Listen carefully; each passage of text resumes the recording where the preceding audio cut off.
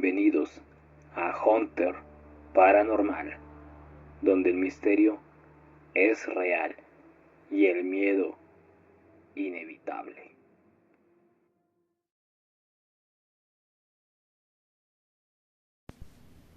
La realidad superará siempre a la ficción.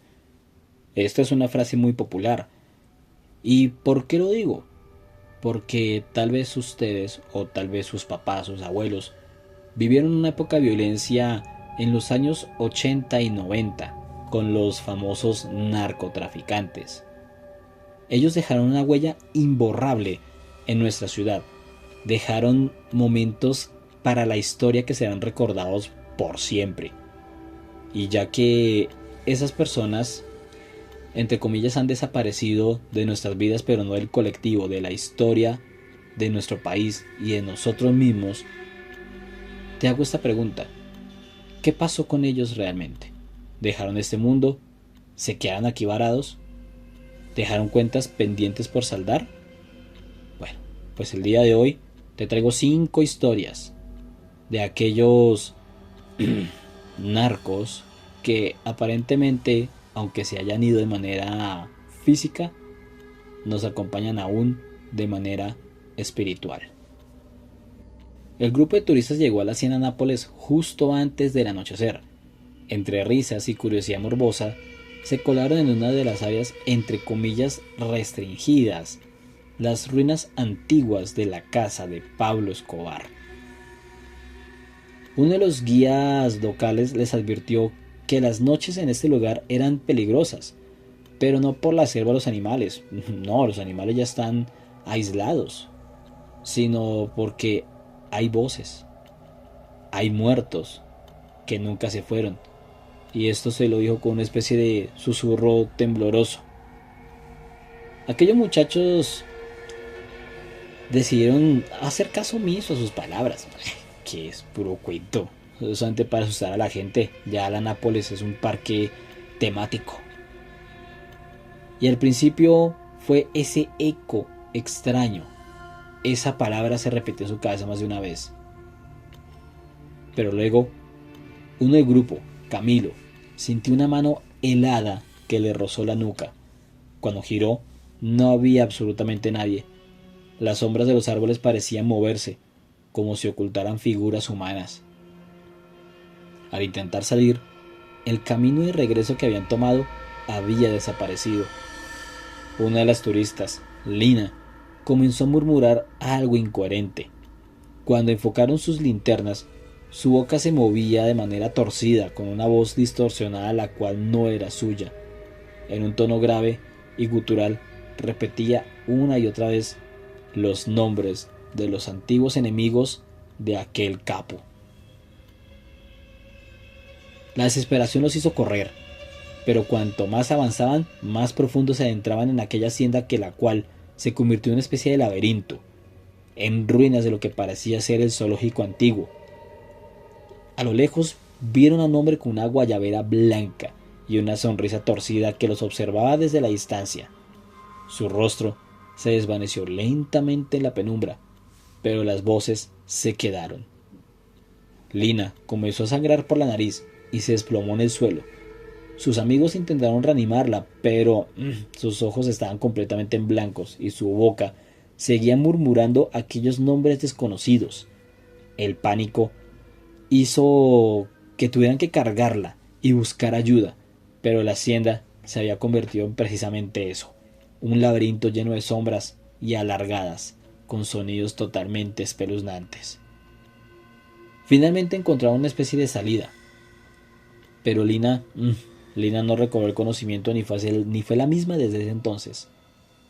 Pasaron semanas de aquel suceso. Ella estaba en un hospital, en estado catatónico, con los labios moviéndose aún, como si hablara con las voces de aquella hacienda. Cuando finalmente pudo hablar, lo único que pudo decir fue: Él viene por todos ustedes también. Dos de los turistas, digamos que tuvieron desenlaces un poco extraños. Uno desapareció por completo, sin dejar rastro alguno. El otro fue encontrado ahogado en su bañera, con una expresión de horror en el rostro. Los sobrevivientes que saben algo siguen observando, esperando un momento adecuado para esperar lo que supuestamente ellos dicen es la maldición de aquel narco. Cuando Daniel compró la vieja mansión de Rafael Caro Quintero en Guadalajara, pensó que era un golpe de suerte. La propiedad estaba completamente abandonada. Él la iba a restaurar para venderla a un buen precio. Por favor, ¿quién no quisiera tener la casa de un narco?, decía para sus adentros. También decía que sentía que alguien lo observaba desde los pasillos.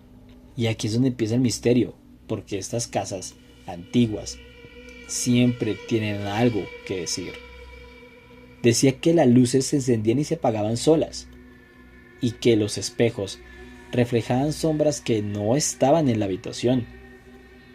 Una noche, Daniel despertó con un frío que la verdad no era nada normal, pero el frío estaba enfocado frente a su cama, en aquella penumbra, y allí fue cuando lo vio, una silueta alta vestida con camisa blanca.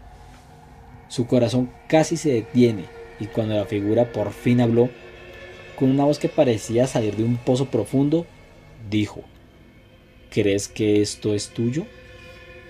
Los muebles de su habitación comenzaron a moverse solos, las puertas se cerraban con fuerza y en las madrugadas se escuchaban disparos, como ecos de un pasado sangriento. Daniel quiso vender la casa casi de inmediato, tal cual como estuviera, pero la verdad, nadie la quería. Un día, sus amigos lo encontraron sentado en el suelo, repitiendo una frase, con la mirada vacía: no es mío, nunca fue mío. Con el tiempo, los vecinos comenzaron a notar que Daniel ya no salía de la casa. Un día decidieron entrar, y lo que encontraron fue a Daniel muerto, en su habitación, con los ojos abiertos y un gesto de terror indescriptible. Y en las paredes había algo que parecía ser sangre seca, unas palabras: él nunca se fue. El apartamento y la casa quedaron completamente abandonados, nuevamente, y hasta el día de hoy, aquellos que se atreven a acercarse dicen que pueden ver sombras moviéndose detrás de las ventanas y escuchan la misma voz susurrando en la oscuridad una y otra vez.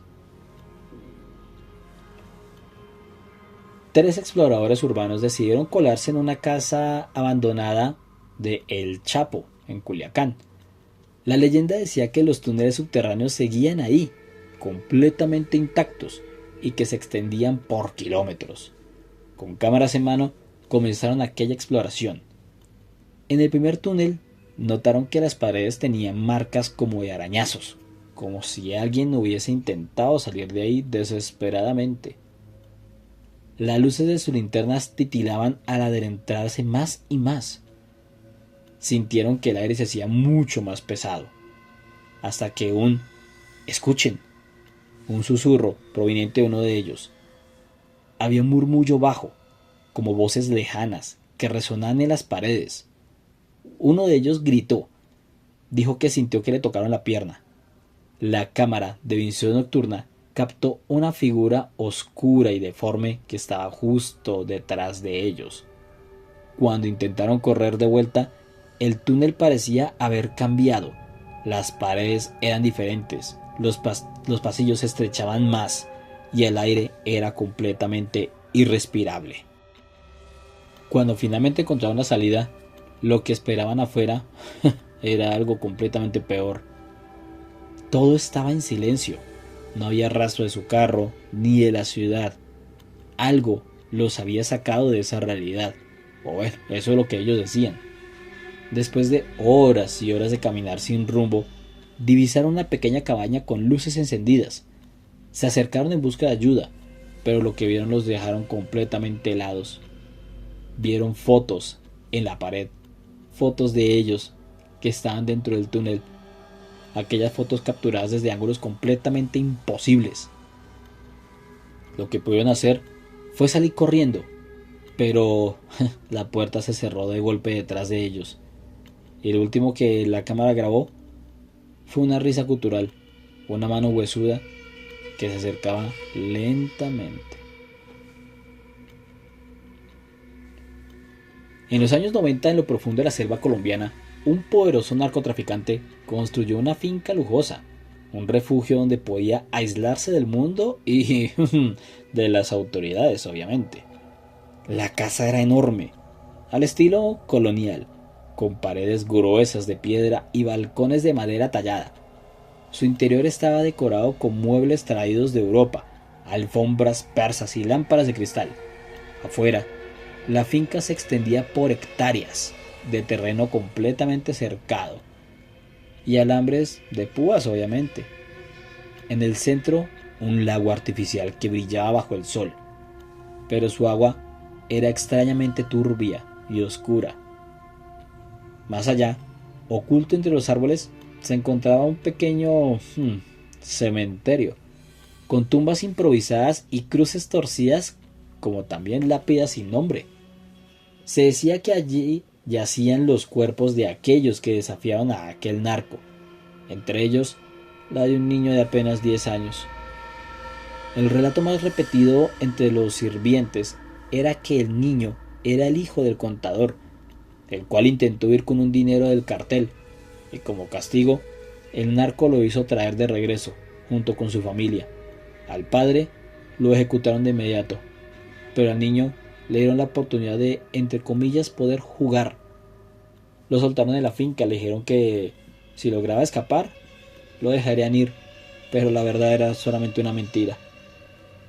Lo persiguieron durante toda la noche, entre risas y disparos al aire. El niño corrió descalzo por el lodo, tropezó con ramas, gritó por su madre, pero nadie lo oyó, nadie lo ayudó. Cuando llegó al lago, sin aliento, miró hacia atrás, vio las siluetas de los hombres acercándose y la verdad no tuvo mayor opción que lanzarse al agua oscura, pero nunca emergió. Al día siguiente fue encontrado flotando cerca del muelle, con la piel azulada y los ojos abiertos, en un grito mudo. El narco ordenó enterrarlo en el cementerio improvisado. Desde entonces, se dice que su espíritu quedó atrapado en aquella finca. Años después, cuando la propiedad fue vendida a una nueva familia, comenzaron a notar cosas extrañas, objetos que se movían solos, susurros en los pasillos y la risa de un niño en la oscuridad. Pero lo peor vino cuando la hija menor de la familia, Valentina, comenzó a hablar con alguien que nadie más veía. «Es mi amigo», decía la niña, «vive en el lago y dice que tiene frío». Los padres pensaron que era solo imaginación infantil, hasta que encontraron huellas de barro dentro de la casa, pequeñas, pero marcadas con una extraña podedumbre. Las cámaras de seguridad mostraron sombras moviéndose en los pasillos, y una madrugada la madre despertó con la sensación de que alguien la observaba. Al girarse, vio la silueta de un niño en la esquina de su cuarto, con ojos vacíos, los cuales eran reflejados por la luz de la luna. Valentina comenzó a cambiar, no dormía, hablaba en susurros con su famoso amigo. Su piel comenzó a palidecer, hasta que una noche la encontraron parada en el muelle, con los ojos morados, mojados, y la mirada perdida en el lago. Cuando la tomaron en brazos, la niña murmuró: «Me llama desde abajo». Los padres huyeron de la finca dejándola abandonada una vez más. Los pocos que se atreven a visitarla dicen que al caer la noche pueden ver una figura infantil junto al lago, esperando, llamando, buscando un nuevo amigo. En una mansión a las afueras de Guadalajara, un narco famoso celebraba su última gran fiesta. La casa, un palacio de mármol y de vidrio, retumbaba con la música y las risas de mujeres y sicarios. Pero aquella noche la celebración se tornó en pesadilla. La historia cuenta que el anfitrión habría traicionado a sus socios, y esa noche los fantasmas de su pasado vinieron a cobrar su deuda. A mitad de la fiesta, las luces parpadearon, el aire se volvió denso y frío, la piscina burbujeaba como si algo se moviera bajo el agua. Uno de los sicarios juró haber visto a una mujer vestida de blanco en el pasillo, creyó que era una de las invitadas, hasta que notó que flotaba a pocos centímetros del suelo, y su rostro estaba cubierto de sombras. Este gritó y disparó, pero la bala atravesó el aire vacío. El pánico se apoderó de los invitados, cuando una risa distorsionada resonó en altavoces. Las puertas se cerraron solas. Alguien comenzó a golpear desde dentro de las paredes, como si hubiesen cuerpos atrapados detrás del yeso. Y entonces el anfitrión sintió una mano helada en su hombro. Cuando volteó, vio la figura de su antiguo socio, aquel que había mandado a matar un año antes. Su rostro estaba hinchado y descompuesto. Su boca se abrió en una sonrisa antinatural y dijo: «Es tu turno». Las luces explotaron, los invitados cayeron en caos, y cuando la policía llegó al amanecer, encontró la casa vacía, salvo por aquel anfitrión, sentado en su gran sala de estar, con los ojos abiertos, y un rictus de horror grabado en su rostro. Estaba muerto. La muerte, paro cardíaco. Pero en el reflejo, en el espejo, aún se veía de pie, observando, atrapado en la última fiesta de aquel narco. Desde entonces, nadie se atreve a entrar, y algunos dicen que si te ves cerca o demasiado a su casa, puedes oír la música de fondo y una voz que susurra tu nombre. Si llegaste hasta aquí es porque el misterio te atrapó. Ahora, no dejes que se quede solo en ti. Da like, suscríbete y activa la campanita para que no te pierdas lo que viene. Porque lo que viene puede ser aún más aterrador. Comparte este video con tus amigos y familiares, pero cuidado, algunos secretos es mejor no revelarlos. Déjame en los comentarios tu opinión, porque tus palabras pueden alimentar la oscuridad o mantener la raya. Nos vemos en el próximo video, si es que logras dormir esta noche. Y en lo más profundo de la oscuridad, te deseo dulces pesadillas.